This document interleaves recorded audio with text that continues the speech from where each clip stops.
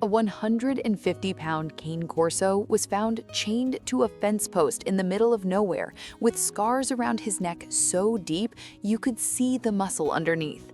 He spent 3 years in a shelter and nobody touched him, not once.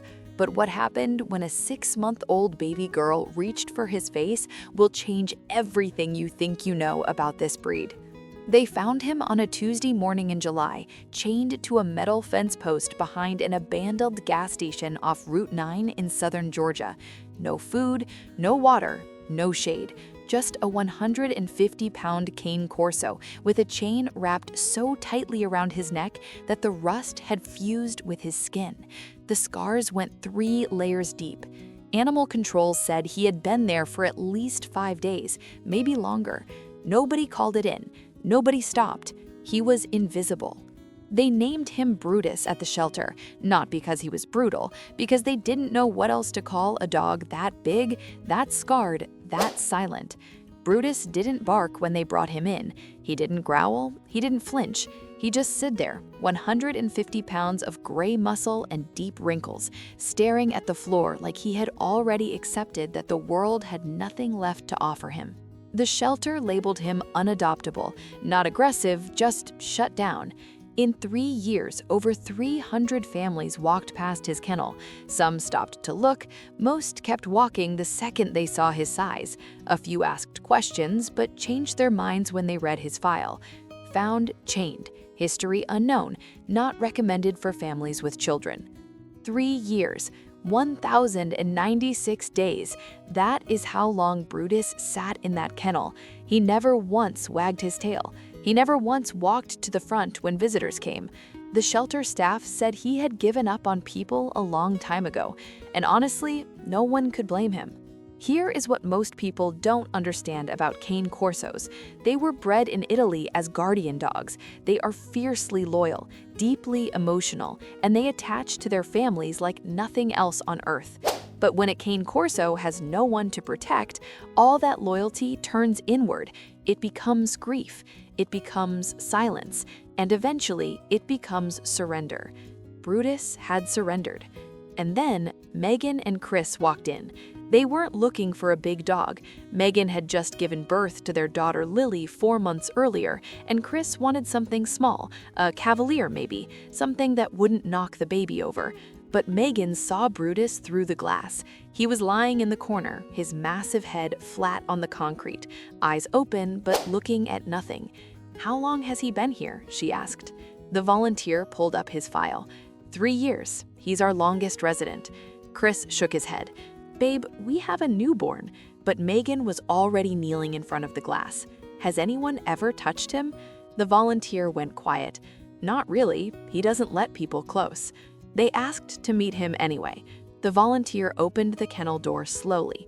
Brutus didn't move. He didn't look up. Megan sat on the concrete floor 3 feet away from him and didn't say a word. She just sat there. For 20 minutes, nothing happened.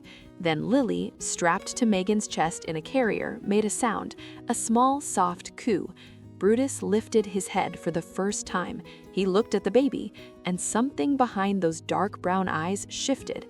He stood up slowly, walked over, and pressed his nose against Lily's tiny hand.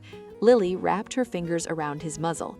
Brutus froze, and then his tail moved, just once, just barely, but the volunteer behind them gasped. "He's never done that, not in 3 years."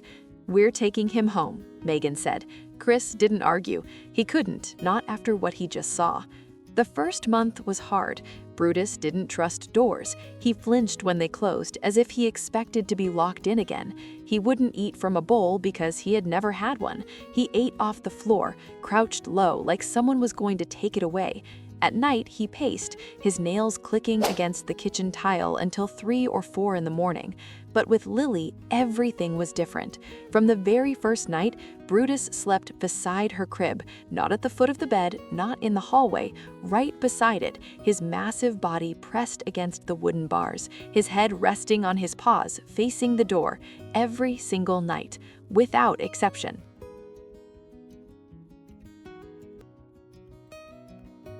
I see you still haven't subscribed. That honestly breaks my heart. We pour everything into these stories. Hit subscribe now. You're gonna want to see what happens next. When Lily cried, Brutus was there before Megan could get out of bed. He would press his nose against the crib bars and breathe slowly, a deep, rhythmic hum that calmed her faster than rocking ever did. When she started sitting up on her own, Brutus would lie flat beside her like a wall, so if she tipped over, she would land on him instead of the floor. This is the kind of bond that deserves to be seen. If this made you feel something, you are not alone. When Lily was 8 months old, she started crawling, and Brutus became her shadow. He walked beside her at half speed, his enormous frame hunched low.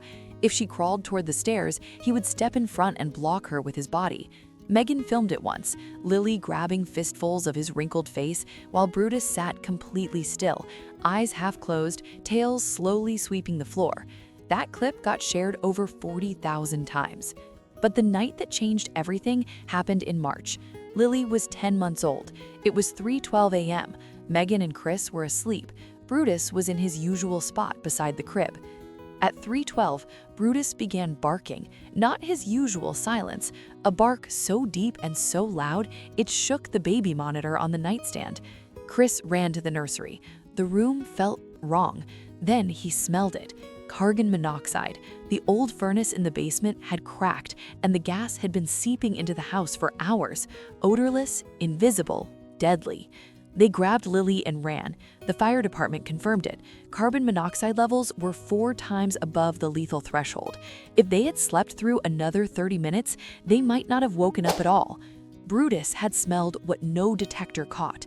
The dog nobody wanted for 3 years had saved an entire family in one night. When the paramedics cleared them, Chris sat on the front lawn holding Brutus. He didn't say anything for a long time.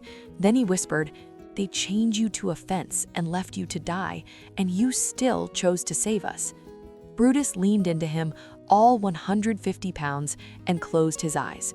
Today, Lily is 2 years old. Brutus is 7. She rides on his back. She feeds him Cheerios one at a time. She falls asleep with her head on his chest, and he doesn't move until she wakes up. And every night, without fail, Brutus checks her room before lying down beside her crib. 1,096 days in a shelter, a chain around his neck, 300 families who walked past, and all he needed was one baby girl to reach for his face. Because sometimes the most broken ones have the most love to give. They just need someone brave enough to reach out first. Would you give a chained dog a second chance, or would you walk past like everyone else? Tell me in the comments.